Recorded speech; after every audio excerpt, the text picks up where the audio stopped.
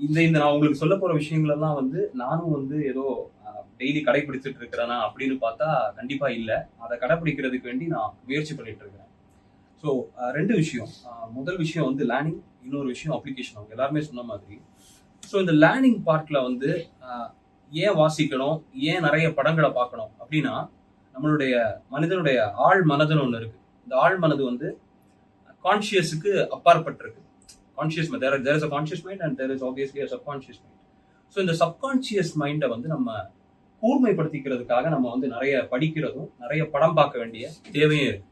So அது என்ன பண்ணுது ஆழ் மனதுக்கு அப்படின்னா, நம்ம வந்து நிறைய படங்களை பார்க்கும்போது நம்ம அறியாமலேயே ஒரு திரைப்படத்துடைய ஸ்ட்ரக்சர் நமக்குள்ள போக ஆரம்பிக்குது. நம்ம அறியாமலே இது நடக்குது. ஒரு நிறைய லிட்ரேச்சரை நம்ம படிக்கும் போதா இருக்கட்டும், இல்ல நிறைய சிறுகதைகளை நம்ம படிக்கும் போதா இருக்கட்டும், அந்த சிறுகதையுடைய வடிவம் இல்ல திரைப்படத்துடைய வடிவம் என்ன, அடிப்படை வடிவம் என்னங்கிறது நம்மை அறியாமலே நமக்குள்ள போக ஆரம்பிச்சு. அப்போ நம்மளுடைய வெளிப்பாடு இயல்பிலேயே ஒரு பிலிம் மேக்கரோட வெளிப்பாடோ இல்ல ஒரு எழுத்தாளனோட வெளிப்பாடாவோ மாறும். நீங்க வந்து ஒரு கதையை நீங்க ஒரு ஷார்ட் ஸ்டோரிஸ் படிச்சுக்கிட்டே நிறைய சிறுகதைகள் படிக்கிற ஒரு நபர்னா அதை படிச்சு அதனுடைய வடிவத்தை கிரகிக்கிறது மூலியமா உங்களுடைய வெளிப்பாடு, சிறுகதையுடைய வெளிப்பாடு வந்து நீங்க எழுத ஆரம்பிக்கும் போதே அது ஒரு சிறுகதை வடிவத்துக்குள்ள போய் உட்கார்றதுக்கான வாய்ப்புகள் நிறைய இருக்கு. ஸோ இந்த வடிவத்தை தெரிஞ்சுக்கிறதுக்காக, திரைப்படத்துடைய வடிவத்தை தெரிஞ்சுக்கிறதுக்காக நாம நிறைய திரைப்படங்களை பார்க்கணும், அதே நேரத்துல நிறைய படிக்கணும். 2வது விஷயம் அந்த கற்பனை.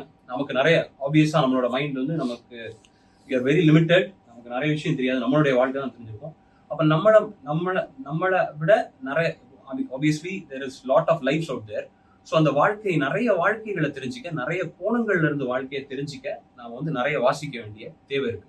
குறிப்பா நம்ம எந்த இண்டஸ்ட்ரியில இயங்க போறோம், யாருக்கான படங்களை நம்ம எடுக்க போறோமோ அந்த இலக்கியங்களை படிக்க வேண்டிய தேவை இருக்கு. இப்போ உதாரணமா நான் வந்து போன வாரம் நான் ஒரு சித்தர் பாடல்கள் படிச்சுட்டு இருக்கும்போது, சித்தர் பாடல்கள்ல வந்து ஒரு ஒரு இமேஜை சொல்றாங்க. என்ன இமேஜ்னா, கிளி இலவம் பஞ்சு மரத்துல ஏறி உட்கார்ந்து இலவம் பஞ்சு பழம் நினைச்சு காத்திருக்குது. ஆனா அது வெடிச்ச அப்புறமா தான் தெரியுது அது பழம் இல்ல பஞ்சு அப்படின்னு. ஸோ இந்த இமேஜ் ஒரு தமிழ் சூழலியல் image.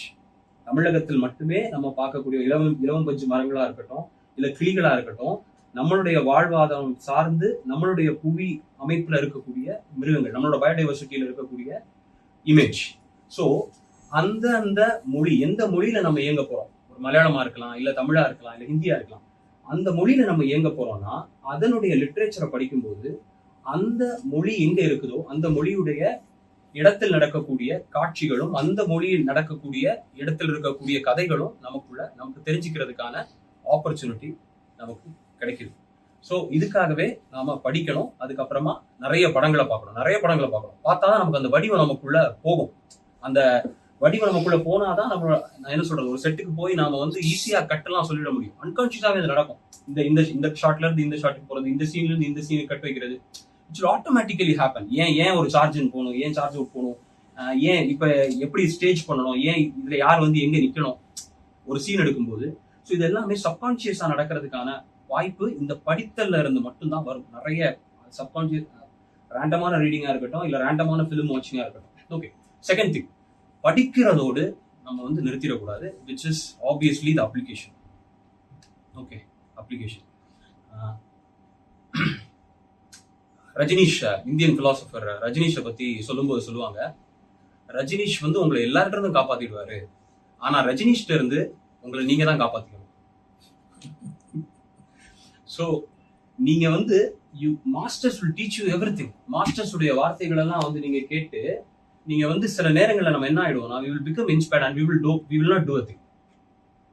We will become prey to the master, or we will become prey to watching the film than doing the film, right? இதுவே ஒரு ரொம்ப நமக்கு படம் பண்றது பிடிக்குதா இல்ல நமக்கு படம் பார்க்கறது பிடிக்குதா? இது ஒரு பெரிய கேப் இருக்குதுல.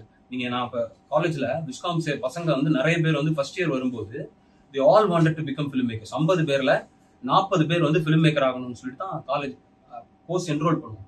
Over the course short film projects பண்றது மூலியமா he will know the heat of doing a film. அது எழுதுறதுல எவ்வளவு கஷ்டம் இருக்கு, அதை எடுக்கிறதுல எவ்வளவு கஷ்டம் இருக்கு. அதுக்கப்புறமா தேர்ட் இயர் வரும்போது பார்த்தா அதுல வந்து ஒரு 5 பேர் இருப்பான். வெளியே போய் ஒர்க் பண்றது, இண்டஸ்ட்ரியில ஒர்க் பண்றது 2 பேர் இருப்பான். சோ எனக்கு சினிமா பார்க்க பிடிக்குமா, இல்ல என்னால இந்த ப்ராசஸ கிளியர் பண்ணிக்க முடியுமா, அது இந்த ரெண்டுக்குமான வித்தியாசம் தெரியணும்னா நம்ம அப்ளிகேஷனுக்குள்ள போகணும்.